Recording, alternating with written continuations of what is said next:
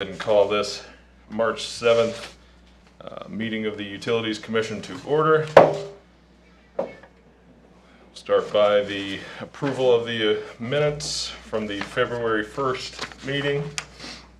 The minutes are presented to everyone in attendance here. Well, hold on a second. 1 second here. First call the roll.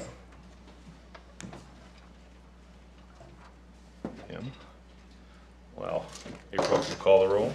Mr. Salyers? Here. Mr. Ball? Here. Mr. Reinhardt? Here. Ms. Busenberg? Here. All right, everyone's present. Now we have the minutes before us.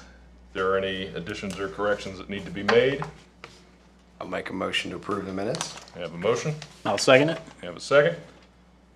All in favor say aye. Aye. Aye. All right.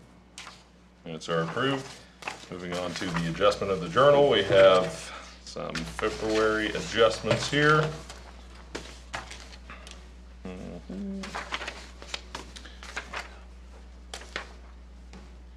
Looking at those, do we need any sort of commentary on the adjustments? If you guys would like some, I can give them to you. Unless you feel the need to give some. So I think the only one that might stand out a bit is the one for Heartland Commerce Park. Okay. The $4,000. Yeah. You wanna just- 486. So that basically was where whoever was doing their accounting was paying their old account instead of the new account. We had to make some adjustments. So that's just a correction, a clerical correction. There wasn't actually a adjustment there. Okay. All right.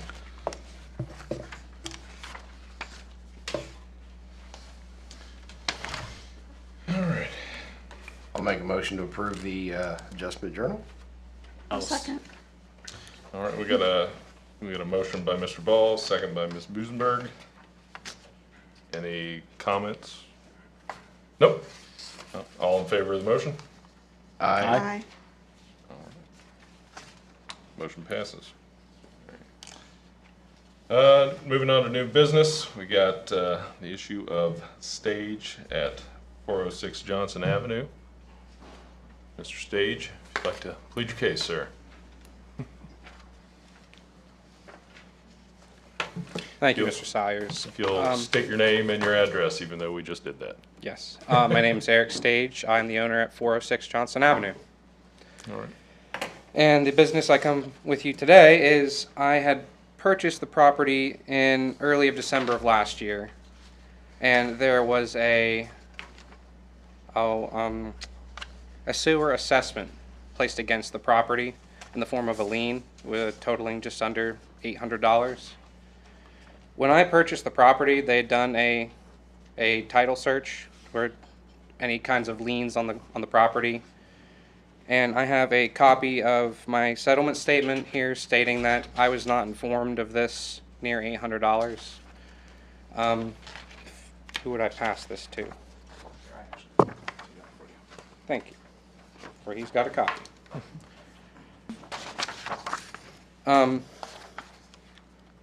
So yes, I was just looking to see if the city could relieve me of the city's portion of that bill. And this is in Clinton Township, is that right? Yes, sir.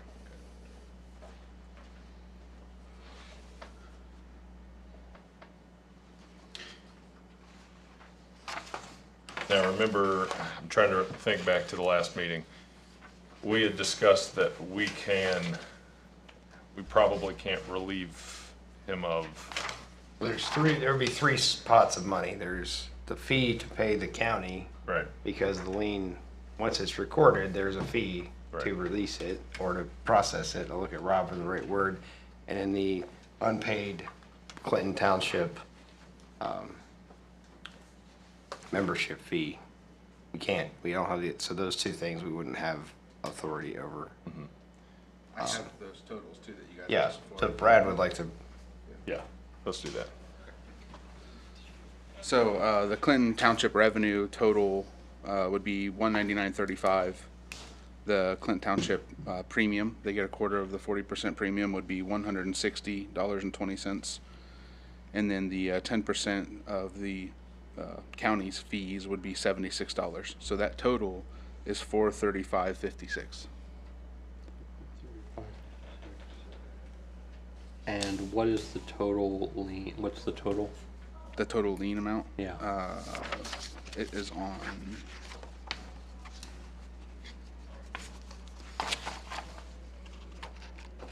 I'm sorry, it's actually 786. I'm sorry, I don't have that. 786.60. It's, yeah.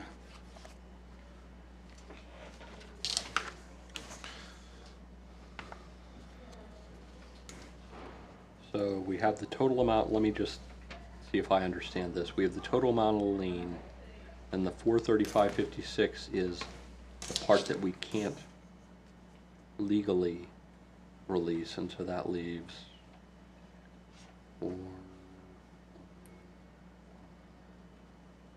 351.04. I don't know, if you want to let the lawyer do math, you know, you can do that, but. We were watching. I'm sorry.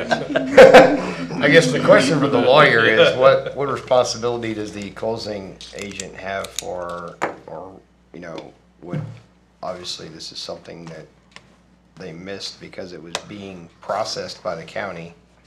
When did we transmit our documents to Knox County? The end of November. Okay, So they wouldn't have, the problem is a matter of timing. So we sent them before their closing, but the county hadn't processed them where they would be available for the closing paperwork. So I think it took like nearly 2 months to get that on the actual site. yep. And when was the closing? Closing was December the 11th. And so it didn't show up until January, is that what you're saying? I don't know the exact dates, but yeah, it was definitely after the closing timing. I didn't know about it until roughly 10 days afterwards. So if there was some sort of E&O claim, there would be ships passing in the night there. Exactly. Yeah, yeah. Yeah, that's exactly what happened. We do have closing companies that contact us and ask us specifically, but Sure. in this case they didn't. Yeah, mostly that I think's commercial. A lot of the commercial folks will do that. Yeah. That's not, I don't know. They don't, because they contact us and then I send them to you. But I don't know about residential. Well, we get a lot of residential requests too, probably 1 week at least. Does anybody else have any questions on the mechanics of what we're being asked here? We've got essentially 3 pots of money that we can, several of these are funds that we have no control over. Obviously, the one that we're being asked to waive, it's an issue that, it's a paperwork situation that otherwise would have been caught up in a lien search here. So, any other questions for Mr. Stage? Questions for Mr. Broren, Mr. Cook? Chair would entertain a motion.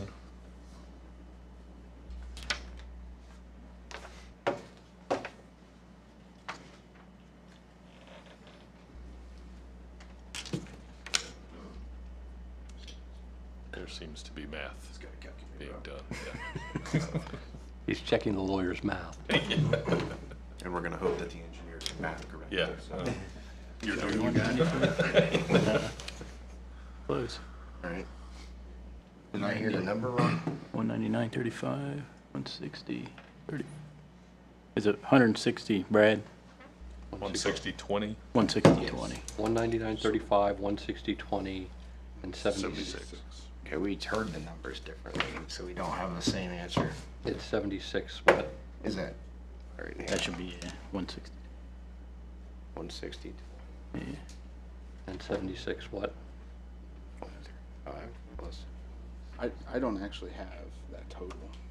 Plus 70. Well, actually, so it's a 10%. So that's that what you- 55. For the Knox County auditor's fees, it was $760. So 435. Oh, so it's 760. I got it's close to $760. Yes, 10% of the total was $760. So what actually got sent to the auditor was $760.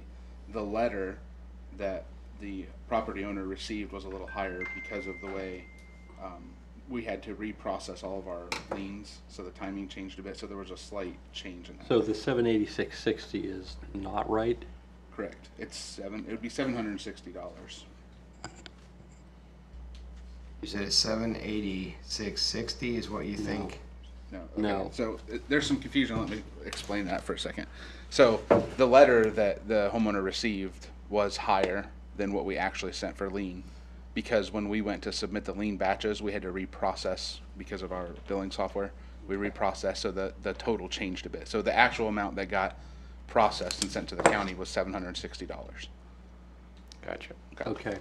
Well, there's a problem with trying to collect 786.60 if the lien is only 760 or 760. Right. But Right. we didn't, so the lien letter was a notification. And Mr. Stage actually came in and paid the balance on that account after the lien was processed. So he's already paid a part of that.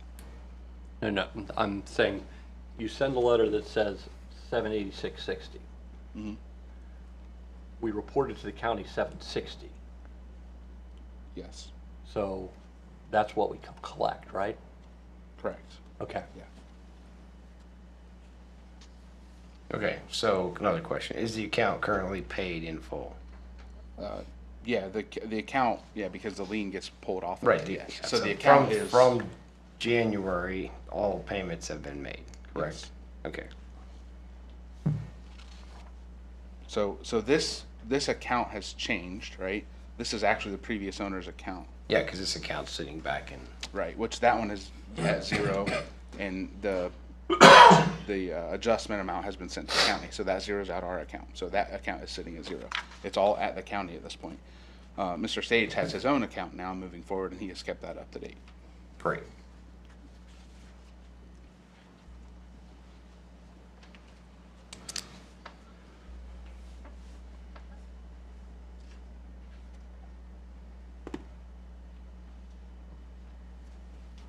Well, to get this on the table, I'll make a motion that we waive the portion of fee that is under our jurisdiction. We have a motion on the floor to waive the portion of our fee that is under our jurisdiction.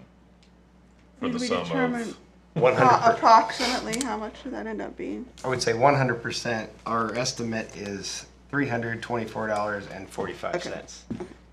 To be, That's 44 cents, but yeah. oh, we don't know because we keep getting all right. different. I'll take it. Flooded numbers. So we will leave it to the friendly adjustment to say that leave it to the discretion of the. on or about $325.40. Yep. I can second that motion. All right, and we have a second. Any further discussion? All right, clerk may call the roll. Mr. Sawyers, Yes. Mr. Ball, Yes. Mr. Reinhardt, Yes. Ms. Busenberg. Yes. All right. Motion carries. Please Thank you. work with Brad Yeah, to get the exact figure on to get that. the exact I will figure. do just that. Thank you very much. Thank you. Great. Okay, that one taken care of. Next we have Nicholas Murda for a leak credit request. Mr. Murda, come on down. I believe I've seen this guy before. Yeah, a few times. Well, good morning, everyone. Nick Murda. I live at 104 East Curtis Street. I'm here just to hope for a little bit of help on the sewer part, not the water. I have a almost 4-year-old and a 2-year-old who love water, and I noticed I had low pressure. I'd put a water heater in like a month before, got everything fixed. I was like, great, what's going on? Low pressure everywhere, so I called my lieutenant and also a good friend who helps me work on stuff if I need it, and he's like, it has to be something at the main for the city. No, it was my garden hose on outside.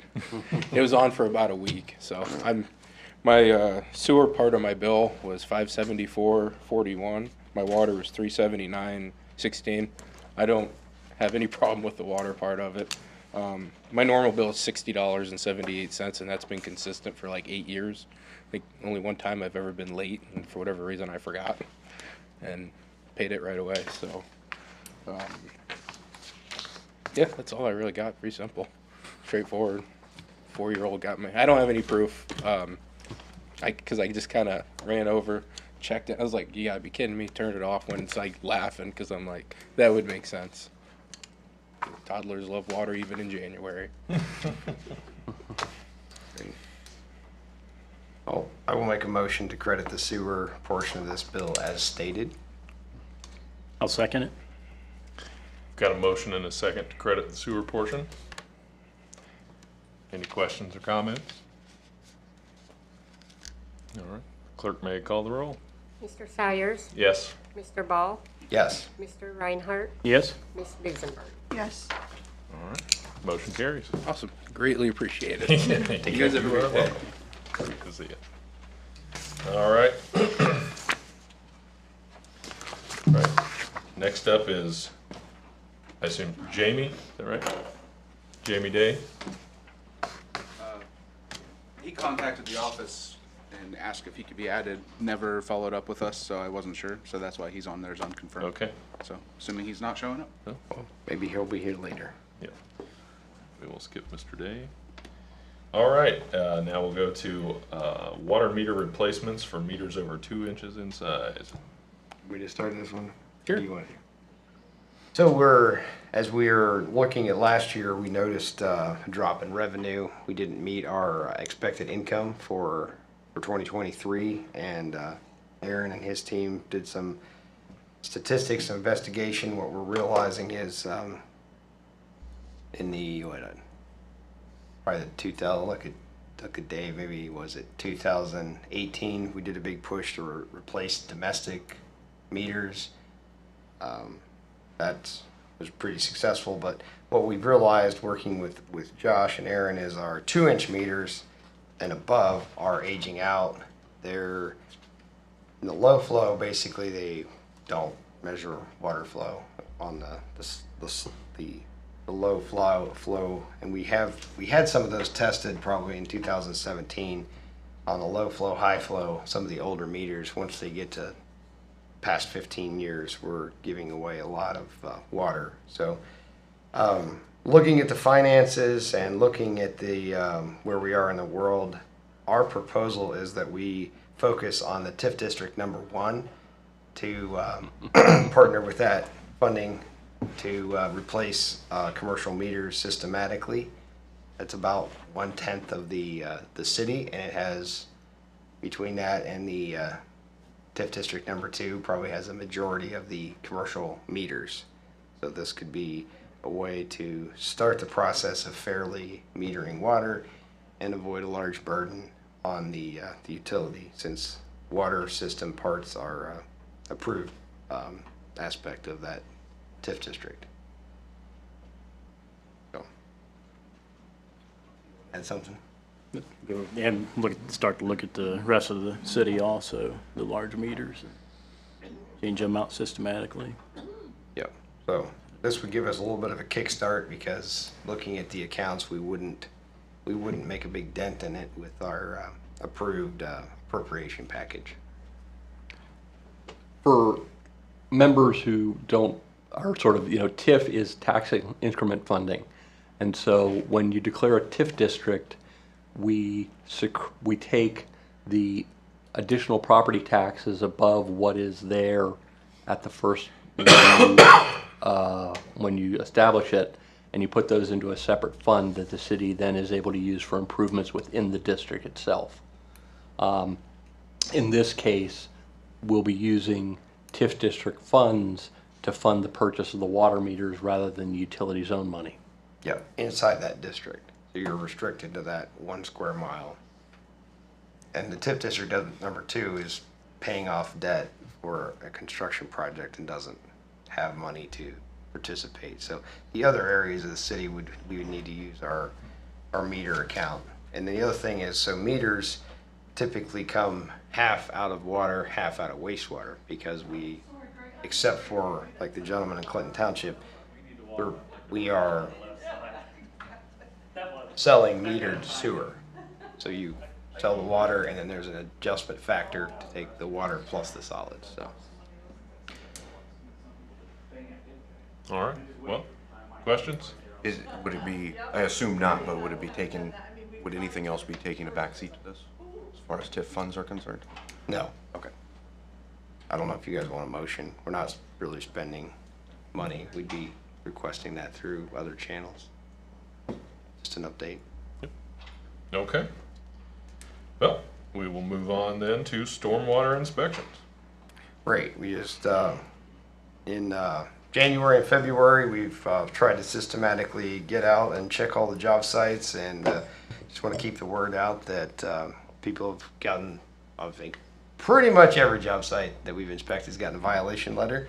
So just generally for the public and our construction partners, we want the sites to be clean. We don't want mud on the streets.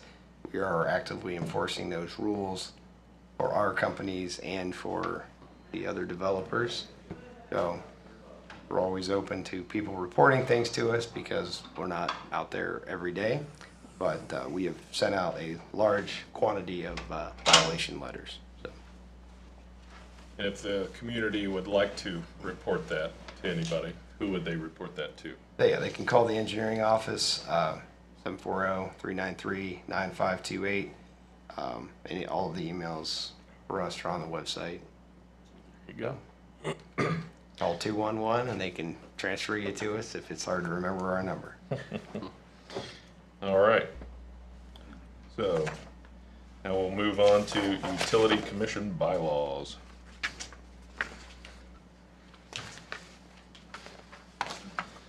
So attached are the bylaws of the utility commission. Proposed. The proposed bylaws of the utilities commission. Has everyone had an opportunity to read these proposed bylaws of the utilities commission? I would note that they have someone from the law director's office as a member of the utility commission. We're not actually a member, we're legal counsel to and so I don't know that it's necessary to have me or someone from my office listed as a member. Should that be amended? Yeah, I would suggest you just strike that out. Yep. That by statute and ordinance, I am, or my office is legal counsel, so. Okay. So let's just, Yeah, the other thing we have is that, oh, look at Rob, is that in city code that in a four-person commission, the tiebreaker was the mayor? Well, actually, that is yes, that's in the codified ordinances.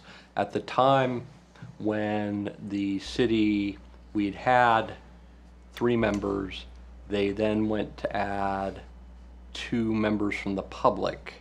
And there was a significant period of time, not long after I became law director, when they had difficulty filling both of the members of the community slots.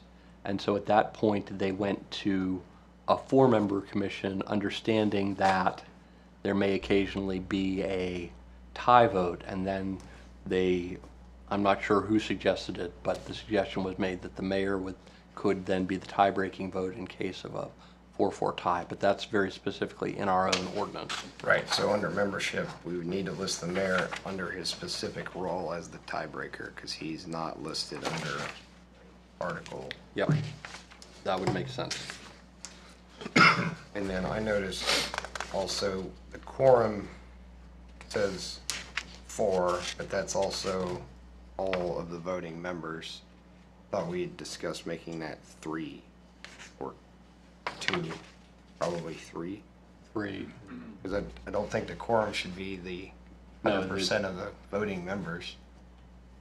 We do have, we do have alternates, but we have had meetings where we've only been able to get 3 people here.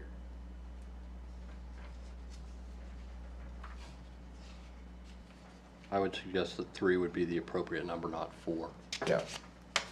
Seems odd that you're using 100% as your quorum.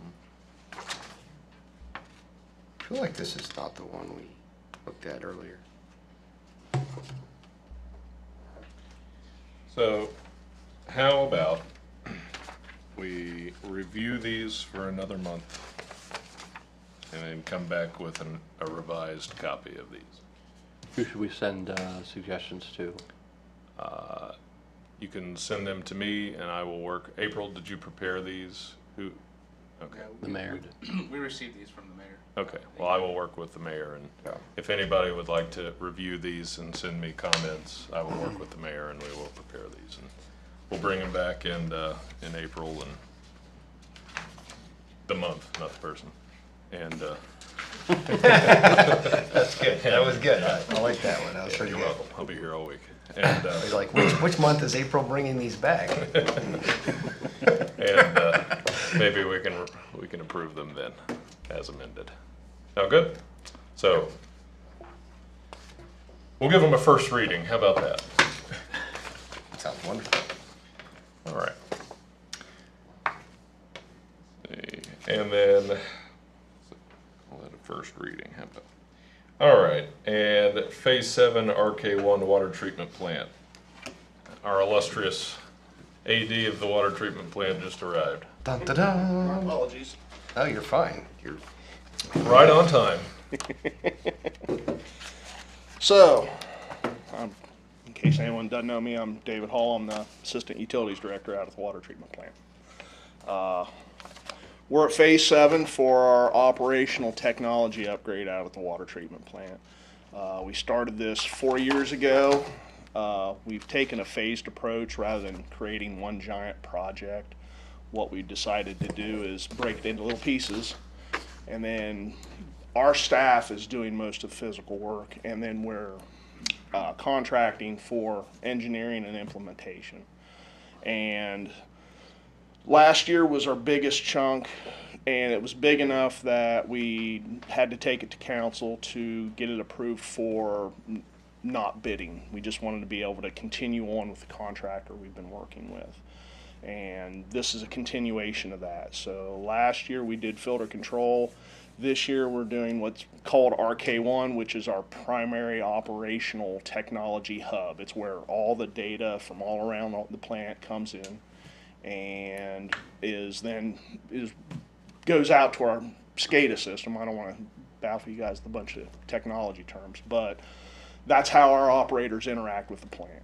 And again, this phase is $176,210. It's probably our last big chunk we'll have.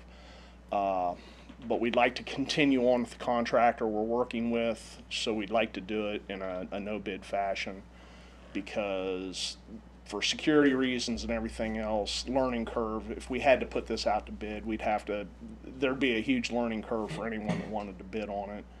And then, because it is operational technology and it is our water treatment plant, there's a security aspect to it too. So we really don't want any more people to be familiar with how our system is set up than need be. So, and that sums it up. Is there anything I can answer for anybody?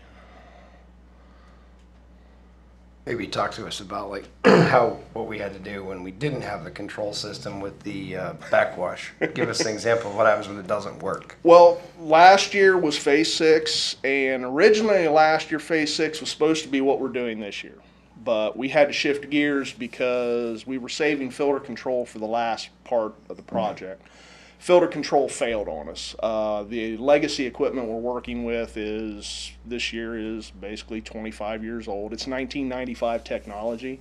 It was basically already obsolete when they installed it in the plant. By the time they installed it and the plant was up and running, I think we had manufacturer support for maybe one more year on that hardware. And yeah. And they already started replacing it with upgraded equipment, which isn't uncommon in the utility industry with operational technology. So filter control had already failed, so we shifted gears last year and decided to tackle filter control last year as opposed to the main technology hub. That went really smoothly. Filter control is up and running, working beautifully. RK1 is still operational, but actually we were just looking at it last week, and I'm getting little indicators from the PLC, certain things that we should be seeing from that we're not seeing, so I'm starting to think, okay, this this piece of the pie could probably fail at any time as well. So too. tell us how the backwash works. How many people does it take to do it with the computer versus without the computer? Well, normally, for everything we do at the plant, if you have the operational technology, including backwash, one operator can sit there and run the whole process from a desktop with a click of a mouse, monitor the process, control the process.